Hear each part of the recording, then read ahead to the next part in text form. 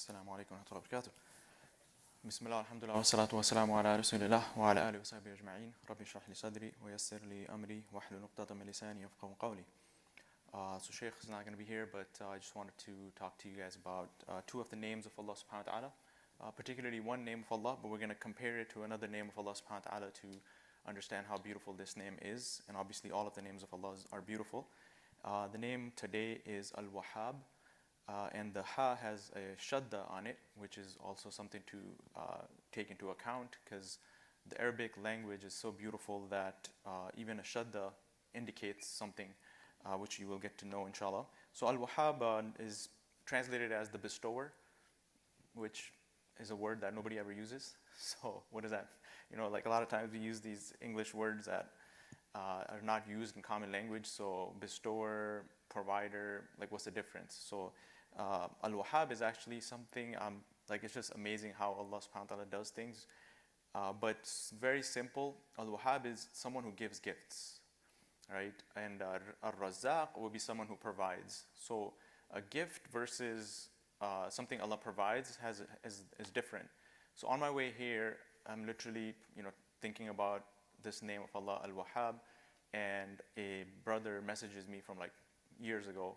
He took an IT course from me and hadn't made the remaining payment. And he's like, I want to start the course again, so here's $250.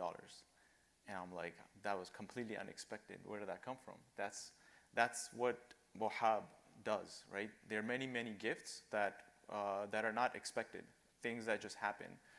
Whereas rizq is, for example, a paycheck, right? So when you get a paycheck, nobody really goes in sajda of shukr and goes out of their way to thank Allah subhanahu wa ta'ala because you were expecting that. But if you get a bonus, right, a $10,000 bonus from work because they did well, you're like, wow, subhanAllah, what just happened? That's Al-Wahhab. And so apart from our rizq, which also none of us earn on our own behalf, is only from Allah subhanahu wa ta'ala. On top of that, you have Allah's name Al-Wahhab, the one who gives gifts for things that you don't even work towards, you don't even work hard for or expect, and Allah gives them to you. And from that point of view, we already know the ayah where Allah subhanahu wa ta'ala mentions that if we were to try to count all of His blessings, we would never be able to do so. On top of that, you have Al-Wahhab, the gifts that He's given us that we don't even recognize. So I just wanted to share once, because I guess I've been doing these calculations, because as you get older, you start to,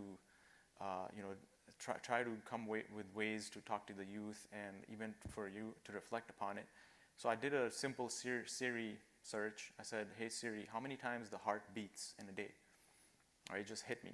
Because one of our shuyukh mentioned there are 3 organs we never thank Allah for, but it's the biggest blessings of all time. So it's these 3 organs we should specifically thank Allah for, which is your hearing, your eyesight, and your heart. So that thought came to my mind. What was the last time we thanked Allah for our heart, or for my hearing or my eyesight? So I did a Siri search, and it said 115,000 times the heart beats on a daily basis. So then I said, okay, if a person lives 50 years, multiply that 50 times 365 days times 115,000 times, and it comes to over 2 billion times. 2 billion times that this heart beats. Did we ever thank Allah for the heartbeat? That is Al-Wahhab. Subhanallah. Like, you can't even thank Allah for the billion heartbeats, let alone everything else Allah is giving us.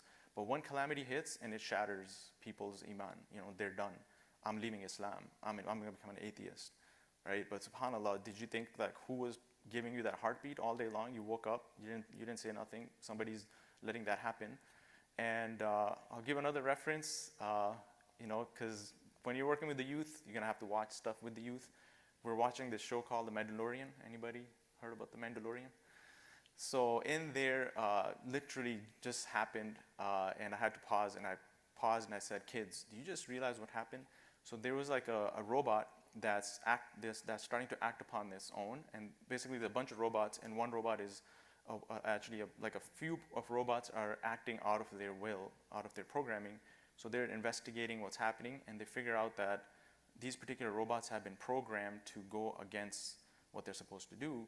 And the lady says literally, if you can see that there's a program written on the robot, then we can find the source. And I was like, bro, hold on, this is Tawheed right there. Like, that's literally what the atheists should be thinking about. If there's a DNA inside of us which makes every one of us unique, and every one of our fingerprints, down to the fingerprint, is unique.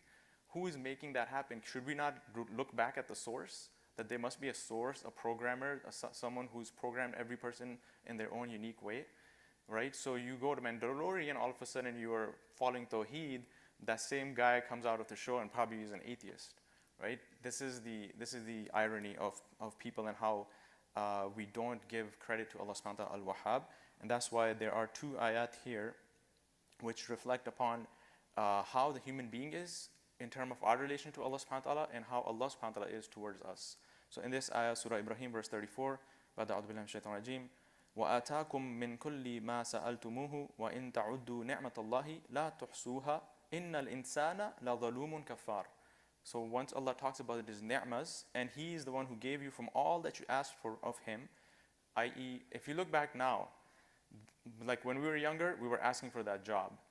We were asking for a wife. We were asking for kids. We got it now. But did we ever think, you know what, 10 years ago, that's exactly what I was asking for, and Allah has given it to us, right? But it's just like, well, that's what's supposed to happen. Everybody eventually will get married and have a kid, right? But hold on a second, that's exactly what you were asking for, so Allah already gave it to you. But we never reflect back 10 years ago, this is what I was asking for. But right now, I want the 401k, I want the next bigger goal, and we forget that Allah had already, given you what you've been asking for. So Allah is saying, everything you asked for, Allah gave it to you. And if you were to count the favors of Allah, you would not be able to enumerate it. Indeed, mankind in general is the most unjust and most ungrateful. And then he talks about, وَإِن تَعُدُّوا نِعْمَةَ اللَّهِ لَا تُحْصُوهَا إِنَّ اللَّهَ لَغَفُورٌ رَحِيمٌ. And if you were to count the favors of Allah, you will never be able to enumerate them. Indeed, Allah is the forgiving and merciful. He will continue to give you mercy and forgiveness. And to keep it short, I'll continue inshallah tomorrow. But the shadda that I started with, Al-Wahhab and Ar-Razzaq, both have a shadda in the name, which indicates consistency. So it's not just one-time gift, it's always happening. It comes down to us, are we going to reflect upon those blessings? سبحانك اللهم وبحمدك نشهد أن لا إله إلا أنت نستغفرك ونتوب إليك. جزاك الله خير. السلام عليكم ورحمة الله.